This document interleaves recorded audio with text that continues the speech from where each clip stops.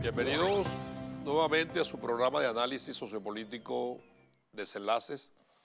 El día de hoy voy a conversar con la camarada Tania Díaz. Bienvenida, Tania. Gracias, Pedro. Vicepresidente de Agitación, Propaganda y Comunicación del Partido Socialista Unido de Venezuela, quien ha tenido una memorable y democrática jornada de lo que es la democracia revolucionaria.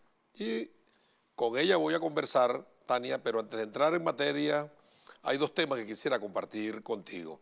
El primero es que esta madrugada se perpetró un hecho que conmociona a la humanidad y es el vil y cobarde asesinato del presidente de Haití.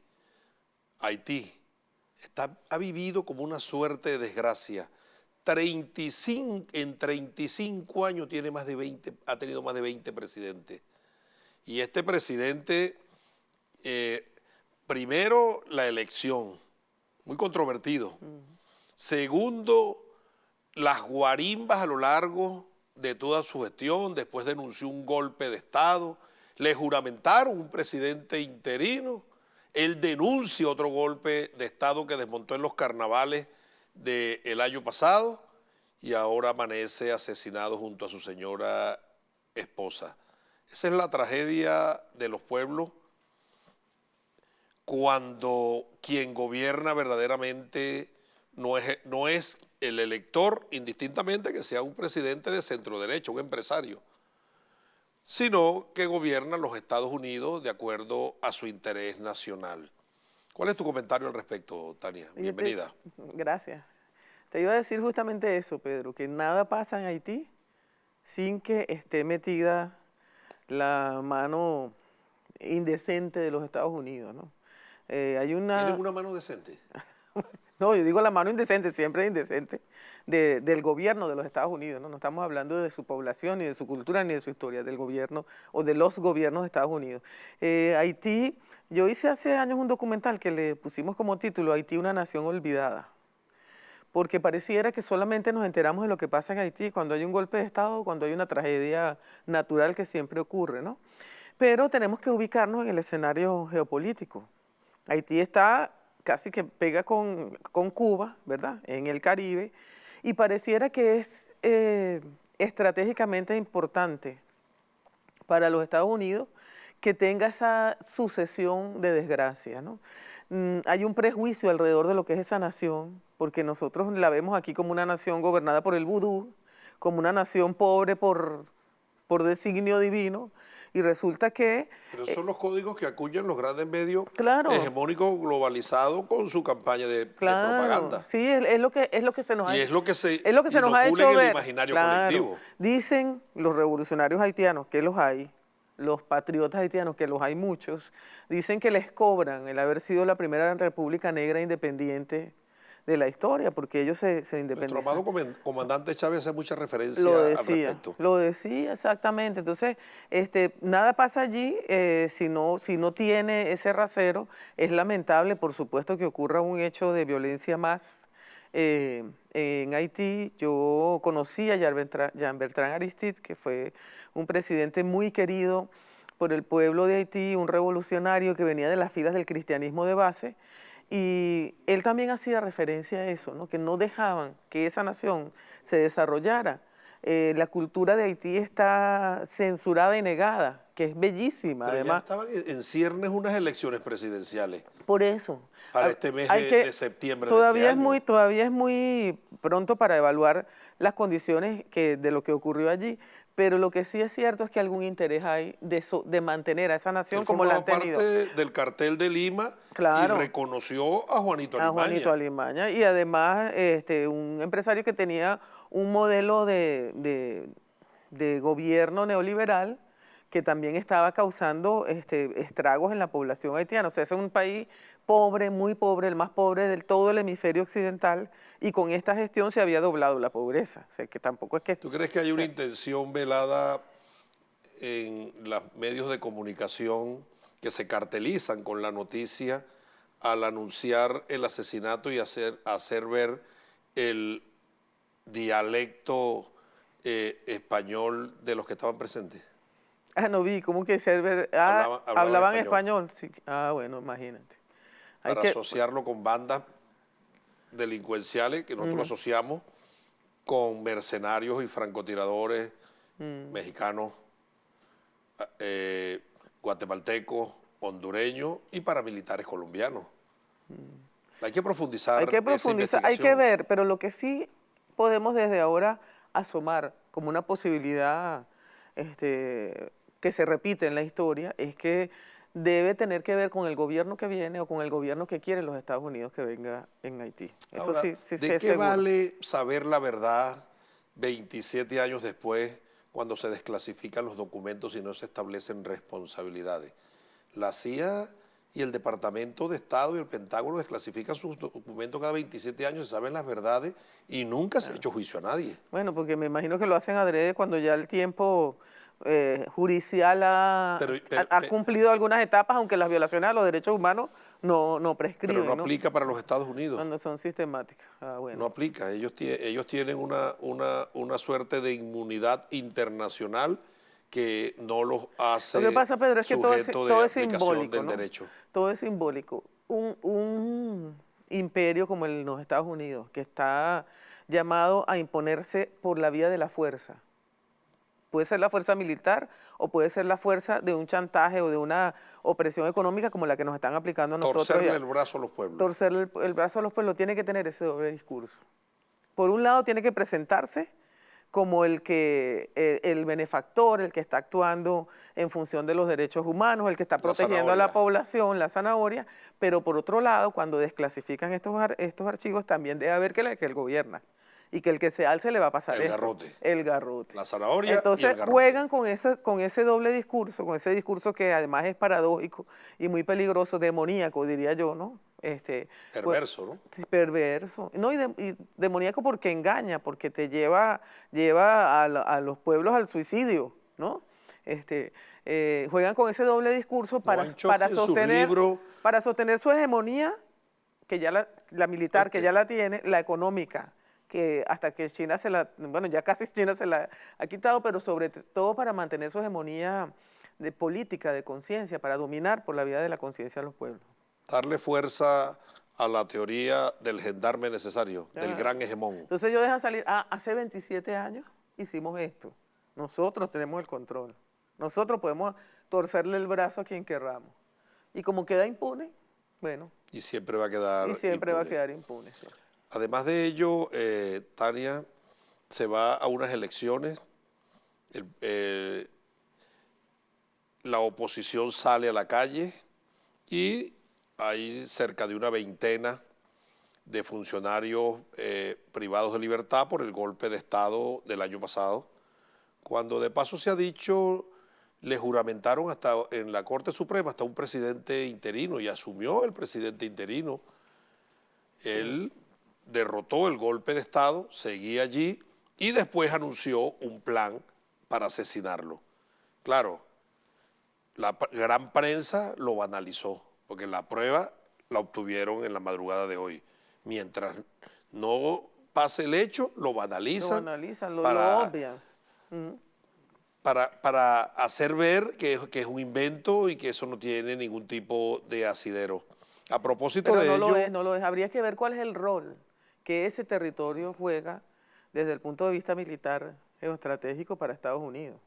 ¿Será que es un punto de, digamos, de el despliegue Herland militar? el Herland del Caribe, el centro Exactamente. del Caribe, allí no hay fuerzas armadas y lo que hay es bases militares Sí, norteamericanas. Entonces, Es decir, que quien gobierna evidentemente allí es los Estados claro, pero Unidos. necesita tener a la población sometida y empobrecida, muerta de hambre, para decirlo más claro, ignorante, que no conozca su pasado ni su historia.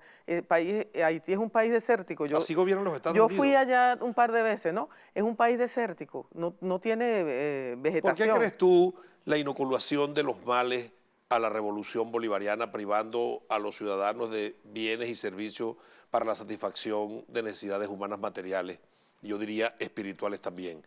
Porque a ellos les interesa generar un caos y ellos reinan sobre el caos. Para que nos rindamos, Pedro. No, pero Ese ¿qué le vendieron al pueblo iraquí cuando la invasión del 2004? Llegó la democracia, ahora sí van a ser libres, sí. ahora sí van a ser ciudadanos sujetos de derecho, se va el dictador, viene la prosperidad. 2004 al 2021, ¿cómo está Irak? Lo mismo Libia. Ellos venden esperanza, pero reinan sobre el caos. Así funcionan los Estados Así Unidos. funcionan, exactamente. Reinan sobre el caos y necesitan dominar a los pueblos. O sea, te dominan por la vía, ese estrangulamiento económico, lo que busca es estrangular al gobierno, ¿verdad? Pero que el pueblo se rinda, que abandone su conciencia, que abandone su historia, que abandone su identidad, que abandone su dignidad y se rinda a lo que sea que se quiera imponer desde allá. Yo quisiera, oye, enviar un mensaje de solidaridad al pueblo de Haití. Allá hay una fuerza política importante, hay una cultura hermosísima, importante, que además es discriminada por por el mismo Caribe. O sea, Haití y República Dominicana comparten una isla. Y en algunos sectores los sectores más privilegiados económicamente de República Dominicana, el racismo en contra de Haití es una cosa terrible. O sea, es un pueblo que se le ha cercenado históricamente su derecho a existir como pueblo, como nación. Antes de pasar al tema en cuestión, yo quisiera hacer otro comentario. ¿Cuál es el tema en cuestión? Las elecciones internas del Partido Socialista Unido de Venezuela. En el día de ayer se efectuó la sesión ordinaria de la Asamblea Nacional y fue aprobado un acuerdo que declara la inexistencia, ineficacia e invalidez de los acuerdos, decisiones y actos de la Asamblea Nacional durante el periodo de desacato continuado, contrarios a los intereses de la República y a los derechos del pueblo. ¿Alguien pudiera decir, Tania, que es un ejercicio ocioso de trabajo parlamentario, porque la sentencia que declara el desacato también declara la nulidad de todos los actos? Y es bueno aclararlo, y por eso lo traigo a colación, porque la Asamblea Nacional, que fue reconocida por algunos países como centro de gobierno, y su presidente interino de Venezuela, el ejercicio del gobierno lo hacía a través de los actos parlamentarios, leyes, decretos, acuerdos y resoluciones. Y la República tiene una gran cantidad de juicios. Nos quitaron, robaron Citgo, Monómero, Alunaza, el oro monetario en las bóvedas en Inglaterra, dinero en una gran cantidad de bancos, y la República los está peleando. Establecen como premisa fundamental que eso fue aprobado por la Asamblea Nacional.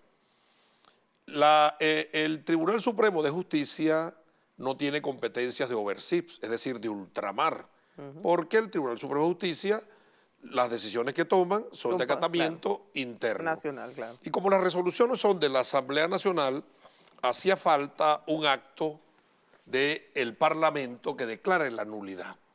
El Reglamento Interior de Debate establece la autocorrección. Y en el artículo 90, cuyo epígrafe reza decisiones revocatorias, y lo leo para ti y para el pueblo venezolano, establece lo siguiente: en los casos en que por error o por carencia de alguna formalidad no esencial se hubiese tomado una decisión por la Asamblea Nacional, esta, una vez constatado el error o carencia, podrá declarar la nulidad de la decisión con el voto de la mayoría de los presentes. A eso obedece, Tania, el acuerdo aprobado el día de ayer.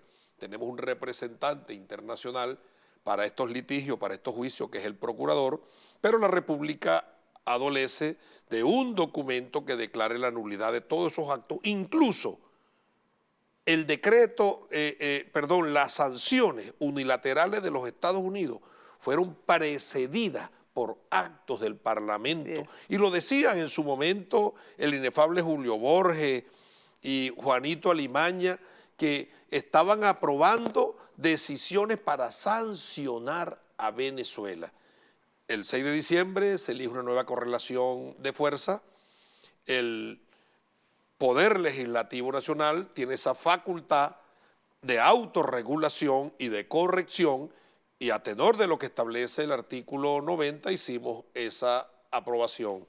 Es bueno aclararlo porque muchas personas no entienden cómo la Sala Constitucional emite una sentencia y ahora si es un acto nulo de toda nulidad, porque la Asamblea Nacional votó al respecto. Tú como avezada parlamentaria al respecto, ¿cuál es tu mensaje al pueblo con respecto a esta decisión? Bueno, primero destacar, ayer los sectores de oposición que hacen vida en la Asamblea aprobaron este acuerdo también. ¿No? Por una razón, quien quiera en este momento defender a la República frente a toda la agresión, necesita echar mano de todas las herramientas jurídicas que haya a disposición, y hacía falta que el órgano de poder, que es la Asamblea Nacional, enmendara esa serie de atentados jurídicos que hicieron contra el pueblo venezolano desde la Asamblea Nacional en desacato. Si tú le haces seguimiento, por ejemplo, yo me puse a estudiar una vez el caso de Citgo, cómo fue que se robaron Citgo. Tú ves que eso vino precedido de que nombraran una directiva, bueno, no sé cómo se llama eso, una directiva ilegal. Tú sabes que esa directiva de petróleo de Venezuela. La Asamblea Nacional. La Asamblea, claro. Por lo tanto, se arrogó facultades claro. del presidente de la República y del Poder Ejecutivo. Bueno, por eso, Pedro, fíjate, nombran una directiva de PDVSA, hacen acuerdos además inconstitucionales, porque están violando el derecho exclusivo que tiene el Estado, el Ejecutivo venezolano para decidir en esa materia, hacen otra serie de decretos y van ablandando el camino, allanando el camino para que entonces esa directiva que ellos nombraron fue la que firmó para entregarle Citgo al gobierno de los Estados Unidos a través de una trampa jurídica que hicieron allí. Y pedir el bloqueo de pero las te digo, venezolanas. Citgo que tiene unas 5.000 estaciones de servicio en Estados Unidos, que tiene 3 refinerías y es una empresa venezolana. ¿Cómo se la roban? Eso es lo que tiene que preguntarse. En la meca del capitalismo neoliberal que defiende la libre ¿cómo empresa. se la roban? Bueno, se la roban porque en empresas. esa asamblea había una serie de traidores que hicieron todo lo que le dijeron los bufetes norteamericanos o los bufetes interesados en la materia, lo aprobaron allí en la asamblea, con la mano alzada de los diputados que estaban allí. Entonces pasó por nombrar la directiva, pasó por allanar, por ignorar las leyes venezolanas, empezando por la ley que rige la materia petrolera, la ley de hidrocarburos, y con todo ese entramado jurídico, y lo que tú acabas de decir, ese parlamento era a instancia de quienes querían agredir a Venezuela, de los gobiernos que quieren venir a ponerle la mano al petróleo venezolano, esa era la única instancia de poder reconocido. Entonces ellos se pagaban y se daban el vuelto. Y con ese argumento que tenían en la mano, y con esa directiva ilegal, írrita y apátrida, bueno, ellos fueron y le entregaron esa empresa que tiene, repito, 5.000 estaciones de servicio y 3 refinerías en Estados Unidos y surte de gasolina, o surtía, porque ahorita parece que no está funcionando nada. Hay una crisis de combustible en los Estados Unidos. Para empezar, Citgo no está funcionando como debe. Tú sabes, cuando construyen una refinería... O sea, le entregaron un activo de la nación, se la entregaron a bufetes para que se la robaran. Eso es así. O sea, lo que está ocurriendo, a mí me preguntó en estos días una periodista en el Congreso de los Pueblos que qué pensaba yo del bloqueo. Yo les dije, mire, hay que decir las cosas por su nombre. Lo que hay contra Venezuela es una operación de despojo, de saqueo, que le han puesto entonces todas las fachadas, un supuesto presidente interino, una supuesta Asamblea Nacional que era el único poder legítimo, una supuesta Grupo de Lima que lo avalaba, un supuesto directiva ad hoc de PDVSA, un supuesto Tribunal Supremo en el exilio, pero con todo eso, lo único que lograron fue robar a los venezolanos su riqueza. Pero ese es el objetivo. Claro. Y la intención subyacente es quitarle el músculo económico al gobierno revolucionario,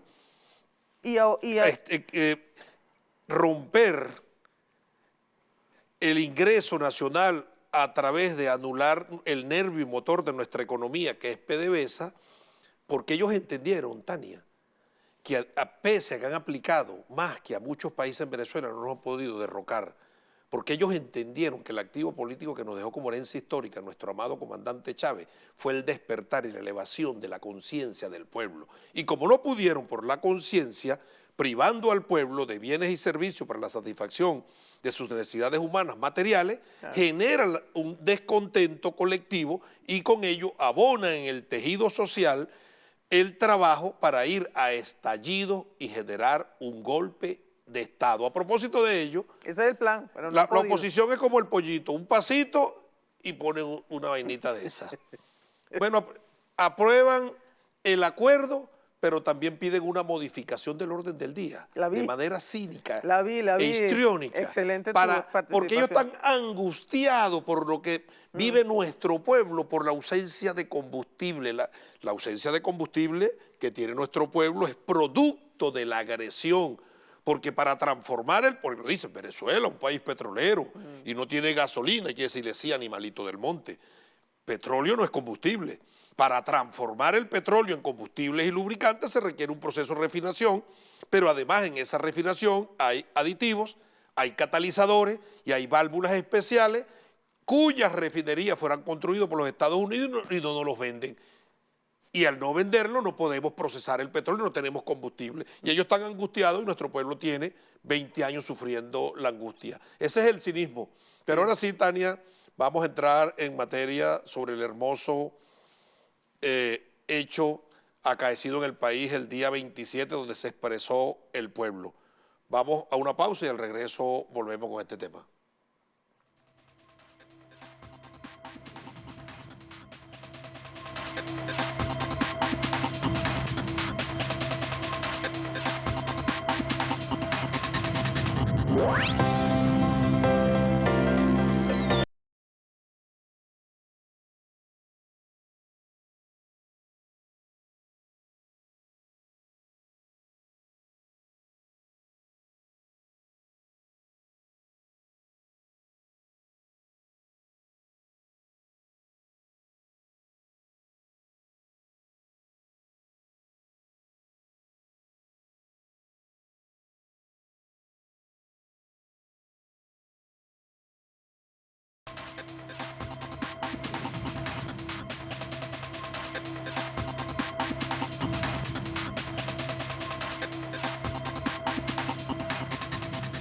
Continuamos con su programa de análisis sociopolítico Desenlaces, conversando con la camarada Tania Díaz.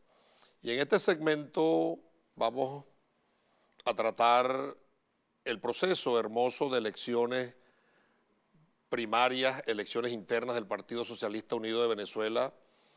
Y yo quiero comenzar, Tania, acotando lo siguiente. La derecha reaccionaria internacional y los enemigos históricos de esta esperanza para satanizarnos, criminalizarnos y estigmatizarnos, tal cual lo establece el método de golpe suave de Guinchar, nos acusan de dictadura. Por eso a nuestro amado comandante Chávez nunca le decían presidente Chávez, sino el dictador, y al compañero presidente Nicolás Maduro lo acusan de dictador, de impostor, de todo menos de presidente, porque eso es lo que así lo establece el formato. Pero esta extraña dictadura, a propósito de las elecciones del 21 de diciembre, ha convocado el partido a que se expresen las bases, a ir un proceso interno a dos niveles. Un primer nivel, la postulación y el apoyo, de allí salen los candidatos, y un segundo nivel, la elección el próximo 8 de agosto. La derecha y sus medios satanizan el proceso y algunos camaradas por falta de valores, de principio, de doctrina y de conciencia muerden el peine. No pueden ocultar este hermoso proceso, esta victoria revolucionaria y este acto eminentemente democrático participativo donde el pueblo manda, que nos da enseñanza a todos. Tú formaste parte, además de que eres miembro de la dirección nacional de nuestro partido, formas parte de la Comisión Nacional Electoral y creo que es propicia la oportunidad, primero, conversar sobre la fase de postulación y apoyo del pasado 27 de junio y ahora después de este acto realizado la noche de anoche en la Sala Rías Reina del Teresa Carreño, vamos a un nuevo proceso y el presidente ha anunciado un reglamento de campañas electorales donde lo medular viene establecido sobre el trabajo comunicacional para que haya igualdad de condiciones para todos los candidatos. Vamos a empezar, Tania, con el proceso de apoyo y postulaciones, esta jornada memorable del 27 de junio. Bueno, desde aquí, Pedro, yo quisiera primeramente expresarle que ya se lo he dicho al presidente, pero yo se lo quiero decir también, pues, mi admiración, respeto y cariño a todos los jefes y jefas de las más de 14.000 VH que tiene el Partido Socialista Unido de Venezuela. Han demostrado no solamente compromiso y trabajo, sino una disciplina. O sea, cuando tú veías las imágenes del proceso, a mí que me tocó hacer el instructivo, ¿no? El paso a paso, y veía las imágenes del proceso, yo dije, oye, qué cosa tan hermosa, cómo han disciplinadamente acatado el procedimiento, cómo se llegaba, cómo se hacía la asamblea. Luego, bueno, hubo asambleas que duraron hasta 9 horas y no se fue la gente de allí ejerciendo la democracia directa, la democracia participativa y protagónica que marca la distinción en la democracia que vivimos aquí en Venezuela y las que viven otras democracias formales que viven en otros países que acusan a Venezuela de dictadura. Pero yo me pregunto, ¿qué otro partido político de la región conoces tú, conocen ustedes, que pueda hacer lo que hizo ayer el Partido Socialista, lo que hizo en esta jornada el Partido Socialista Unido de Venezuela? Ni en Venezuela, ni en otro lugar de la región que yo conozca, se puede hacer una elección primaria con estas características, que movimos a millones de personas solamente por movilización de estructura. Aquí no hubo publicidad paga, aquí no hubo campaña abierta, aquí no hubo marketing ni agencias de publicidad. Aquí lo que hubo fue la organización del chavismo verdadero, del chavismo que existe, aunque lo nieguen los medios de comunicación, para hacer ejercicio de la democracia directa. ¿Puede alguna organización política de este planeta, y me refiero a América y Europa específicamente, mover más de 2 millones de personas para realizar asambleas de la unidad de base, que para el caso de nosotros fundamental es la UH? Bueno, no conozco yo que lo haga. Les lanzamos el reto, pues, sobre todo a la Unión Europea, que vive pontificando y diciendo si aquí hay elecciones democráticas o transparentes o no las hay, si aquí hay un gobierno tal o no los hay, que muestren una expresión de lo que aquí se vivió en Venezuela. Yo quisiera que vinieran el 8 de agosto. Quisiera que la invitación a los veedores de la Unión Europea fuesen para el 8 de agosto de una vez. ¿Sabe que a mí yo no comulgo con eso de No. veedores y observadores? A mí no me gusta eso. No, a mí tampoco, porque eso es un mecanismo claro. Neocolonial de sometimiento de los pueblos. ¿Por qué no van veedores y observadores internacionales a las elecciones de los Estados Unidos o a las elecciones de Europa? Ah, porque ellos son del primer mundo. Tienen que venir para acá a monitorearnos. No aceptemos tutela de nadie. No debería ser un monitoreo. Demostremos que somos verdaderamente soberanos, libres e independientes. De hecho, el CNE venezolano cambió esa denominación y les llamó acompañantes. Porque también, bueno, es una cortesía de que vengan partidos políticos y otros a mirar el proceso aquí, pero en este caso que vengan y vean. Yo quisiera verle la cara frente a una jefa de VC que le explique el proceso que vivimos aquí nosotros el 27 de junio. O quiero verlos el 8 de agosto, que es muy importante, pero recalcar que es una elección abierta a todo el padrón electoral. ¿Cuántos candidatos?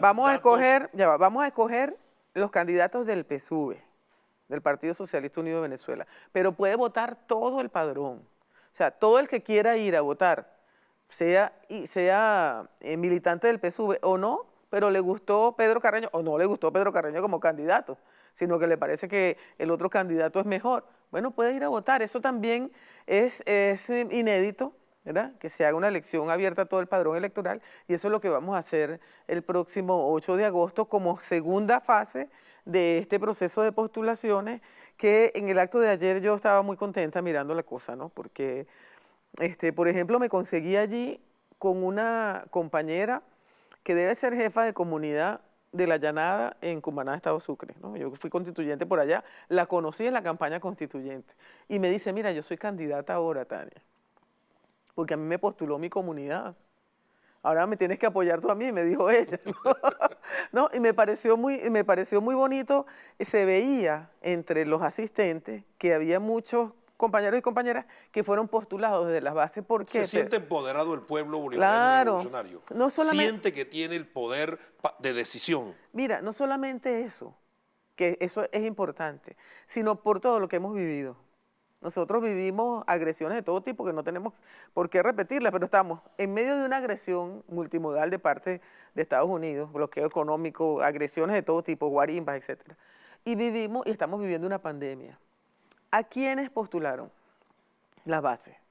Al que estuvo ahí, al que se metió en la brigada médica y salió en medio de la pandemia a ver dónde estaban los focos de contagio y a buscar contagiados y a llevarlos al hospital. A ese fue que postularon, o a esa fue que postularon. Hay algunos comentarios. Entonces es un reconocimiento, Pedro, disculpa, es un reconocimiento también este proceso de postulaciones, no solamente al empoderamiento, sino a la participación, al hecho de esa gesta que hemos hecho soterradamente los venezolanos, que permitió que no nos rindiéramos frente a toda esta adversidad. Estamos reconociendo el espíritu que va por encima de las necesidades básicas, que va por encima de cualquier campaña, así se gasten millones de dólares como mete aquí Estados Unidos para cambiarnos la conciencia. Entonces se está reconociendo ese gesto en ese pueblo venezolano y a mí me parece que da un piso espectacular de cara a los próximos procesos electorales que vamos a vivir, el de las primarias ahora, pero sobre todo el 21 de noviembre.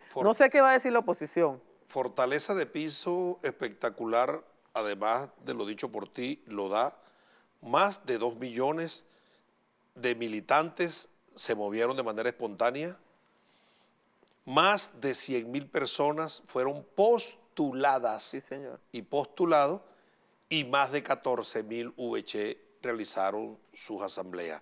Pero hay un sector que establece como debilidad de las internas que el 70% de los alcaldes en ejercicio no obtuvieron como mínimo el 30% para ser candidatos. ¿Tú crees que eso es una fragilidad de este proceso? ¿Cuál es la enseñanza, cuál es el mensaje y el aprendizaje que nos deja esta jornada con esas decisiones? Mira, primero, disciplina. Fue una exigencia del presidente y del primer vicepresidente del partido para exigir disciplina en el partido. Es decir, si yo tengo una posición de liderazgo o en este caso un cargo de elección popular y el 30% de la estructura, al menos el 30%, no participa en un llamado, ahí hay un foco de atención que hay que ver. De cara a una elección que vamos a enfrentarnos con la oposición, ¿verdad? Pero aparte de eso, también yo creo, Pedro, que es hacerle caso al comandante Chávez.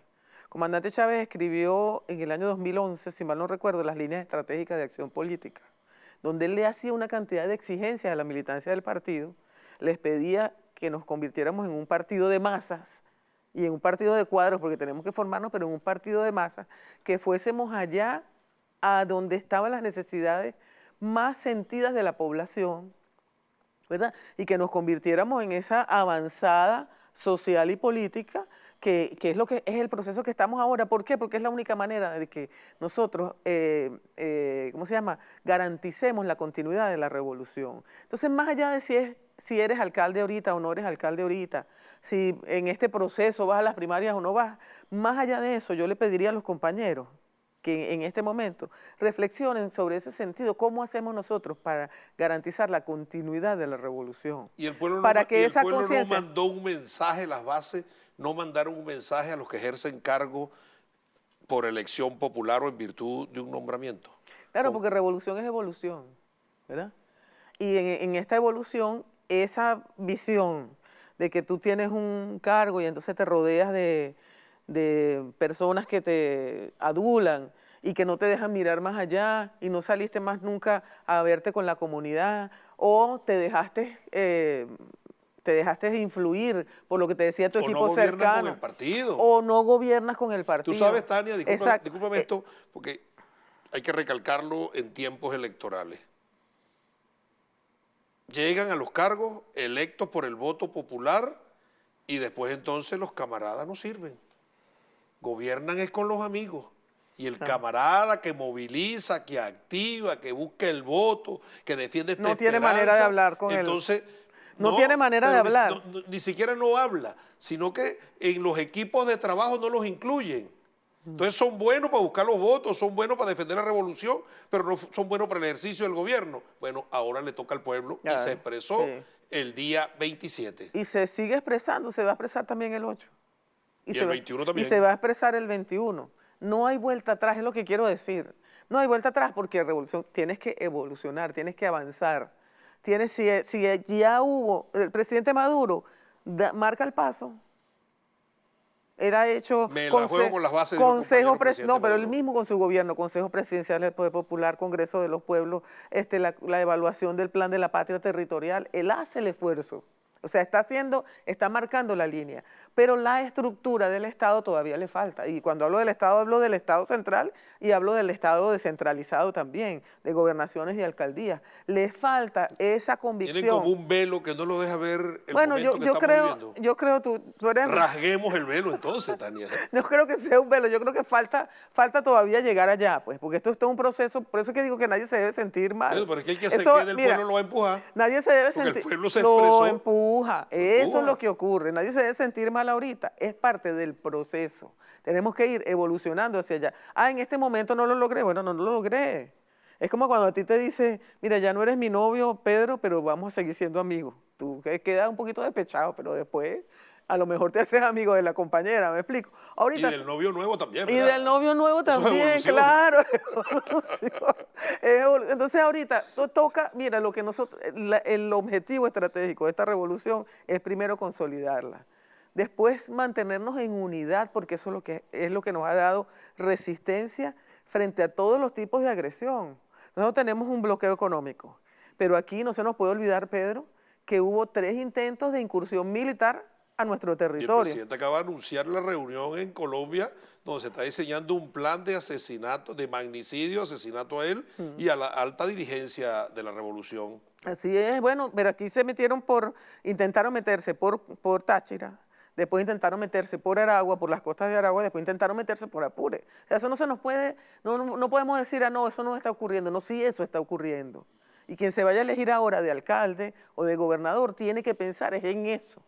No, yo soy el alcalde ahora tengo poder, ahora administro esta cosa y ahora yo pongo a mi gente. No, ese no es el propósito. Por eso, ¿Y la unidad, Tania? Antes de que hablemos de la campaña. No digo la unidad porque hay muchos que aducen, es muy enconada la lucha, los enfrentamientos son radicales, se generan fisuras y heridas que no logran restañarse y se quiebra la unidad. A quienes así piensan, están equivocados. Primero que no hay conciencia aquí. Claro, pero es que ¿por qué va a haber una lucha enconada entre un compañero de fórmula y yo? Que haya una... No, pero puede existir, pero el que ganó, No, ganó. pero lo que tiene que haber es un espíritu como en las competencias. Yo me voy a preparar para ser el mejor o la mejor. A mí me ponen a competir contigo, Dios me libre, en algún momento, y yo me voy a preparar con todos los hierros para ganarte. Pero si no gano, tú sigues siendo mi amigo. ¿Me explico? Y cuando tú ganes, yo voy a ir contigo a conseguir la medalla de oro donde tú llegues, ¿me explico? Eso es el espíritu que tiene que privar ahora. Por eso, antes de hablar del reglamento de propaganda, yo quiero tomar una línea estratégica del comandante Chávez 2011, hablándonos a nosotros. Por eso se llama Vicepresidencia de Agitación, Propaganda y Comunicación, porque él dice allí, el PSUV tiene que convertirse en un poderoso instrumento de agitación, propaganda y comunicación. Pero lo que dice, no hay mejor propaganda que caminar al lado, que acompañar las luchas del pueblo. No hay mejor propaganda. O sea que, en principio, el primer consejo para todos y todas aquellas que son candidatos en este momento es, mire, váyase a la comunidad. Vaya a patear comunidades. Váyase a la comunidad, escuche sobre todo. Salga de la comodidad del aire acondicionado y vaya a patear. Y hay un problema que tenemos nosotros autocríticamente. Nosotros vamos y hablamos mucho. Vamos a las comunidades a hablar, no, vamos a sentarnos a escuchar. ¿Qué planteamiento tiene esa persona para la gestión que yo voy a desarrollar si es que gano una alcaldía o una gobernación? ¿Qué es lo que me está diciendo el pueblo? Que allí, en ese pueblo, y está demostrado ahora, hay dirigentes y dirigentas que evaluaron el Plan de la Patria de manera territorial con el presidente Nicolás Maduro, que formaron parte del Congreso Bolivariano de los Pueblos con Aristóbulo, que forman parte del Consejo Presidencial en este momento, que se han leído las leyes municipales, se han leído el Plan de la Patria, que saben qué es lo que necesita su población. Oye, vamos a escucharlo. Eso es lo que le pido sobre todo a los candidatos más jóvenes, sobre todo a los candidatos más jóvenes, porque bueno, ya uno tiene experiencia de varias elecciones, ellos están empezando ahora, que no se vaya a creer, porque el tema de la democracia formal culturalmente se nos impone. Es lo que tú ves en una elección, lo que te muestra la televisión y las redes sociales en una elección, es la foto bien bonita, es la musiquita, es el bailecito, está muy bien, eso es perfecto, tiene que haberlo, pero esa no es la campaña de un revolucionario, no solamente eso. Tú tienes que ir a... ¿Un escuálido hace lo mismo? Claro, hace lo mismo y no está detrás de un proyecto. Nosotros sí estamos detrás de un proyecto. Y nuestra función, en cualquiera de los casos que estemos, es defender ese proyecto porque estamos defendiendo a nuestro país ante quienes quieren desintegrar esta nación. Vamos a unas elecciones internas abiertas el próximo 8 de agosto. El compañero presidente Nicolás Maduro ha anunciado al país que hay un reglamento y, entre otras cosas, garantiza el equilibrio, la equidad en el manejo de redes, medios y publicidad. ¿Qué primicia tiene la vicepresidenta de Agitación, Propaganda y Comunicación del partido a los candidatos y a la militancia que se va a expresar el 8 de agosto?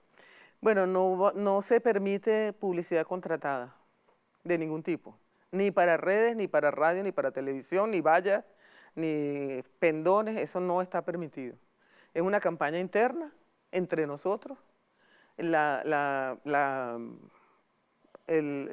campaña, la promoción de los candidatos tiene que ser mucho cara a cara, tiene que ser mucho de debate, tiene que ser, nosotros tenemos herramientas ahorita muy buenas que además funcionan en el chavismo. Ayer el presidente decía, cada VC tiene que tener un sistema poderoso de comunicación y nos dio la instrucción que por supuesto nos vamos a poner a trabajar en eso inmediatamente. Pero ya hay una base, porque aquí la estructura del partido tiene un proceso, tiene una plataforma de comunicación muy efectiva, ¿no? Que se demostró, por ejemplo, el 30 de abril, cuando el intento del golpe más ridículo de la historia, el de los plátanos verdes, que el mensaje del compañero Diosdado se regó por todo el país en minutos, con nuestra plataforma de comunicación, ¿no? Esa existe allí. Entonces, con esa plataforma nosotros podemos hacer chat a través de los teléfonos. Con la misma plataforma que mandaban la información desde la VC del resultado de las mesas. Exacto, podemos hacer videoconferencias, podemos ir a entrevistas de radio y televisión con unas normas que ya pronto van a salir, podemos hacer, tenemos nosotros la instrucción de hacer debates, que me parece una cosa muy buena, ¿verdad?, que nos ha instruido el presidente y el primer vicepresidente. Pero propuesta. Claro, pero entre nosotros, ¿ves? Que vayamos a debatir dos candidatos del mismo partido por una gobernación, vayamos a debatir un tema específico que sea del interés de esa población. ¿Consideras a desenlazo para esos debates, para sentarlos aquí? Ah, bueno, está bien. Bueno, no, tienen que ayudarnos los medios de comunicación, tienen que ayudarnos a hacer eso. Vamos a establecer franjas. Hermosa jornada, franjas Tania, para el debate. pero sí. Lamentablemente mira, este desenlace ha llegado a su final. Una cosa más que no se permite, la descalificación. Una campaña ética, ¿verdad? Ética. Con valores de y con altura, principios. de nivel. Si usted tiene algún expediente, por ejemplo, sobre un compañero, que puede ocurrir, que alguien haya descubierto que fulanito que es candidato tiene de antecedentes de corrupción. Bueno, para eso está un señor que yo conozco que se llama Pedro Carreño, que es el coordinador, el vicepresidente de disciplina, que ha establecido los mecanismos para que en esta campaña se hagan ese tipo de denuncias. No va usted, sin haber hecho un juicio, sin tener las pruebas en la mano, no va usted a decir que fulanito o fulanita es un ladrón o una ladrona. No, eso no está permitido. No hay nada que determine más a una persona que no tiene la razón cuando en vez de utilizar argumentos, utiliza descalificativos. Se descalifica a sí mismo, Tania. Así es. Este desenlace ha llegado a su final, pero yo quiero que tú le dejes un mensaje al pueblo venezolano, a la militancia chavista, a la militancia revolucionaria y a los que aman la vida de la patria, porque en las elecciones abiertas van a participar todos los ciudadanos venezolanos, estén o no inscritos en el Partido Socialista Unido de Venezuela. ¿Cuál es tu mensaje final a este pueblo? Bueno, ya cumplimos una etapa, ¿verdad? Ya cumplimos esta fase de las postulaciones exitosamente, de verdad con muy pocas incidencias, y las incidencias que hubo, bueno, las estamos evaluando entre la Comisión Electoral y la Vicepresidencia de Disciplina. Viene la etapa del proceso abierto, tenemos además la responsabilidad de convencer y de convocar a quienes no son militantes del partido para que se sumen a este proceso de elecciones primarias, para acercarlos a lo que es el partido, para tratar de diluir toda esa campaña de guerra sucia que nos han hecho, para salir con nuestro orgullo PSUVista, con nuestro orgullo chavista y con nuestro orgullo venezolano, a decirle a los demás, mira, nosotros somos el partido más grande de Latinoamérica, somos el partido que ha estado con ustedes o que hemos estado en las comunidades frente a todas las dificultades, somos los que hemos estado allí, eso no nos lo quita nadie. Y desde esa posición queremos invitar a nuestro hermano, a nuestra hermana, que no milita en el partido, que no cree en el partido, que no ha sido convocado, que queremos invitarlo a que venga a ver nuestro proceso y que se anime también a escoger con nosotros y con nosotras los candidatos y las candidatas. Y a quienes son participantes directos, candidatos y candidatas, vamos a dejar en alto el nombre de nuestro partido, vamos a dejar en alto todo este proceso que nos mantiene aquí de pie, firmes y dignos venezolanos y venezolanas, y vamos a hacer una campaña de altura de la cual vamos a salir más unidos y más fortalecidos para ganar la verdadera elección, que es el 21 de noviembre. Gracias, Tania. Su mensaje final: dejemos en alto la hidalguía, el pundonor, el decoro y el orgullo de ser verdaderos militantes revolucionarios, hijos e hijas de Chávez, que acompañamos al compañero presidente Nicolás Maduro junto a todo el pueblo en esta cruzada de liberación nacional. Gracias por la atención prestada y nos vemos el próximo miércoles a las 12 del mediodía. Y gracias, Tania, por habernos acompañado.